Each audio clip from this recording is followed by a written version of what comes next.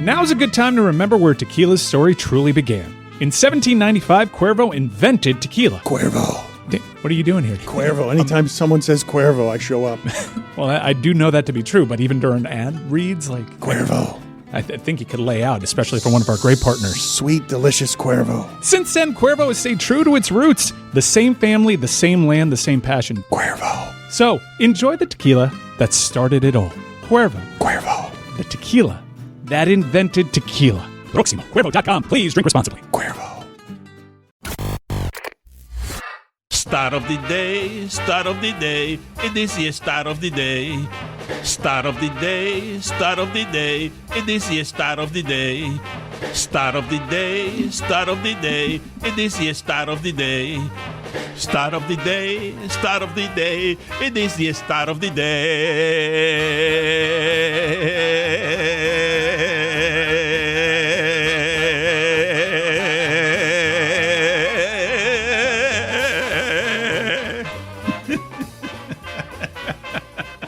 Stat of the day, presented by Miller Lite.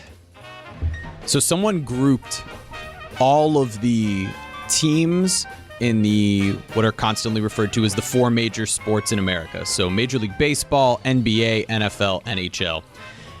And grouped them by playoff winning percentage. All time. All time. Wow. In the history of their sport. Got to be some heavy hitters up here. In the NFL, it's the New England Patriots.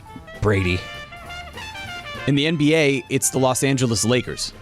Sure. Expected. In the NHL, the Edmonton Oilers. Huh. Mm-hmm.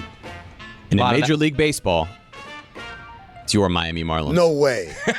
Greatest playoff winning percentage of all time. That's what happens when you make the playoffs 3 times. 4 times. Oh, was it 4? 4 times total. Okay, 2020 and 2023, but they only played 3 games each. Yeah. And then the other 2 times they made it, they won the World Series. Wow. That's ridiculous. Number 2 is the Yankees. We welcome in Julian JuJu Gotti. What's up, JuJu?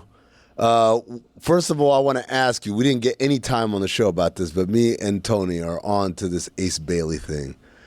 What are your take on Ace Bailey and his draft strategy, JuJu? I think basically, you know how the same situation Shedeur found himself in, man. It's like the old guard wants you to do a certain thing their way, no matter what it is. And if you deviate from that path, they're going to label you now this. They're going to label you this. Oh, undraftable, uncoachable. But it's just the fact that he doesn't want to jump through the same hoops that our ancestors jumped through, or our previous people jumped through. And so they're right. So they're just labeling him that now. But I don't think his draft stock should fall because we saw what the brother can do. He's going to contribute greatly to a team. See, JuJu, I have a theory. I didn't get to unleash this on the show, but I'm releasing it now on the universe. Number 1 is obviously Cooper Flag. He's going to Dallas. Number 2, San Antonio. They're probably taking Dylan Harper. Number 3 is Philadelphia. I'm Ace Bailey. Do I want to play in Philadelphia? Mm-mm. Do I want to play behind Embiid and Maxey and Paul George and McCain? No, man. I want my show. So Philadelphia, I don't want to go there. Then the next one is Charlotte. Same thing. LaMelo Ball and Bridges, man. Those guys are doing like what was the kid? Brandon Miller. Brandon Miller. Like, oh no. Yeah. Number 5 is Utah. I definitely don't want to go to Utah. Hell no. Number 6 is Washington. Who I got to beat out? Bilal Coulibaly? I could do that. And then Washington is like a cooler city. It's closer. He's from Tennessee. It's closer to Tennessee. It's close to New York. It's close to Atlanta. It's close to all the cool places. I think he wants to go to Washington, and this is all about him just not wanting to go to the 3 teams that pick ahead of Washington. I like it. I can dig it. Even though Washington is never going to compete for a championship, I'm going to put that on wax. In the history of the earth, Washington will never compete for a championship. Book it. Put it on the scroll. This connects to what Jeremy just said about like the Marlins. This is what happens when you only make the playoffs 4 times or whatever. R.I.P. the Bullets. The Wizards haven't been to the conference finals since they lost in the finals in '79. Like they haven't been they haven't been past the second round since '79. Even with Gil? Even with all of them. Damn. They never made it. I don't even think Gil made it out of the first round, to be honest with you, because they kept meeting LeBron in the first round and losing. No, it's one of those crazy things. It's like that's why Tony Kornheiser says there's a curse on the curse of Le Boulay. Like they curse. So Juju, I hate to take the thunder out of your prediction, but it's kind of like, yeah, man, that's pretty accurate. Right. Speaking of taking the thunder out, breaking news, the Heat are very interested in Jonathan Kuminga. Guys, what do you think about that? Oh, the cum bucket. That's his nickname. I think he said it all. Right. Look, this is the part where I think Miami and Dan tried to get me in like the lightning round about this, and I'm like, this isn't a lightning round topic. If you're Miami, you got to do one of two things. Either you got to go take a swing on someone who you think could be great, but no one else really does right now, or you got to go get the established guy who's available. Kevin Durant was available. They hemmed and they hawed. Was it about needing more than what was reported, more picks, whatever? Doesn't matter. All that matters is you deemed it not worthy of going after. So the next best thing I think you do is you look at Jonathan Kuminga. He's a restricted free agent. He probably doesn't want to go back to Golden State. Truth be told, Golden State probably doesn't want him back. They had an opportunity to play him, and they never really did. He doesn't fit the way they play. So if you're Miami, it's like, okay, it'll cost me some money, but if I can acquire him, that's the beginning piece of something. And then try to find out what's next after that, what's next after Jeremy that. wants Markkanen. Yeah, I think Lauri Markkanen would be like a perfect guy for the Heat to go after, but I just don't know what the market looks like, what Utah's actual willingness to trade him would look like. If you could, I don't think you can find a way to get him without literally including like everything that they have on the table, including Kel'el Ware. And so in turn, I just do think that Markkanen and Bam would play remarkably well off of one another, both offensively and defensively. And if Bam is going to be the stalwart of your team, you need to put him in the greatest position to succeed. And Markkanen's a guy playing alongside him that could do that. So there's two things going on there. Number one is you've got to deal with someone who looks at this guy as an asset, and I want something in return. And Danny Ainge, he's not just going to give you Right. Lauri He's the Markkanen, worst guy to deal with. Right. Number two, versus Kuminga, where it's like they don't want him. Depreciated asset. Right. They just want to get something for him, but it's not like, oh, I couldn't give you my Jonathan Kuminga, where Danny Ainge will do that with Lauri Markkanen. Number two is Lauri Markkanen, because he signed that extension, under a contract for the next 4 years, making 46-4, 46-1, 49 49-8, and then 53-4. Kuminga's a lot cheaper than that. Yeah, absolutely. And so you don't spend as much. You don't give up as much in the sign and trade for Kuminga versus a trade for Lauri Markkanen.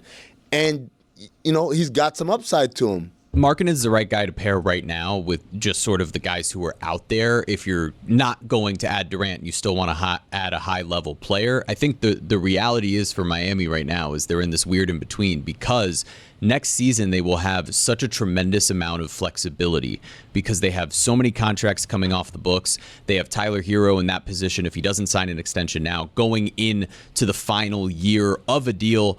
And they have one more year to evaluate what Hero and Bam can look like leading a roster. They want to make this roster a better version of itself to give them the best chance to succeed. But I also, I can understand if their thought process from here, if not getting Durant at the price they want, is let's go into a full season with a similar look.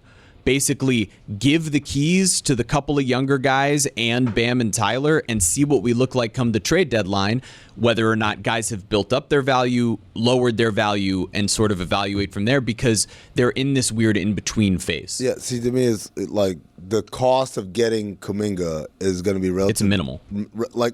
As far as asset giving up, right? And that's the thing. It's just, can you get Golden State to play ball with a sign and trade? So that's the only question to me. But, that fits with what you're talking about. Yep, 100%. It's an upgrade. Yep. Upgrade at that position, but not necessarily an investment that's too deep into the future. Is Bam to the Lakers a real thing, or is it just father? The internet. Come on, man. Come on. We're back. You know where we're back? We're back to when Kobe was still playing. Every offseason, every trade deadline, the Lakers led the league in Photoshops. They had the Photoshop season. Heat lead the league in that now. Yeah, now the Heat. I've seen Luka in one. I've seen. Damn. You'll be seeing Luka all season long, just so you know. JuJu, what are the polls? Before we get to the polls, I have to. Dewana Bronner has been released by the Indiana Fever. What? The legend. She apparently, reportedly, had a couple of disagreements with how her roster position was being handled. She didn't necessarily agree with it. And so instead of trading her, the Indiana Fever has decided to just release her. And her destinations of choice, she says, is Phoenix or either Atlanta. So, I don't have a problem with that. Big news in the WNBA, you know what I'm saying? Juju. Caitlin. Dewana Bonner, 2-time champ. That first championship she won in Phoenix. Yeah. You're welcome. You had to look it up? Yeah. What's up? Did you have to look that up? No, I knew she was on Also- the team. I knew she was on the team. Come on now. You sure that Also a big night from the Sky. Camila Cardoso, 27 points. Angel Reese, I think she had 18 and 17. The Fever got the W with behind the big performance from Aaliyah Boston last night and Kelsey Mitchell. Mystics got it done over the number one seeded Minnesota Lynx. Even though Nafisa Collier is not necessarily healthy right now, she didn't get a chance to play last night, but still a great win. And my Atlanta Dream went down to the Dallas Wings last night behind a great performance from the first time start from Lee Yuru. Back to you guys. Back to you, Juju. What's the polls? Okay. The polls for the day brought to you by DraftKings. Do you celebrate your child's 6-month birthday? This is big, Tony. 92% of the audience says no, they don't. Damn. Neither will I. All right, Lewis. Right. What do you like more, people or your team winning? Also, I was going to throw this in. Friend or coworker, dangerous game. Very dangerous For game. real. All right. Some say the most dangerous. The All right, I game's found out really, you're a liar because you're just going to say that the person's your friend because they're going to listen to it. about friend or employee? Right. I found out the hard way. Coworkers. Neither here nor there. 94% of the audience says your team winning. Of course. Were you afraid that the trophy was going to tip Chet over? 85% of the audience says yes, they were. Wasn't the trophy, it was the alcohol that was going to tip him over. Right. And the last poll, did we inconvenience the Thunder by making them win the NBA championship? Come on, man. 93% of the audience says yes, we did. Of course. Back to you guys. Those are the polls. Thanks a lot, Juju. Thank y'all.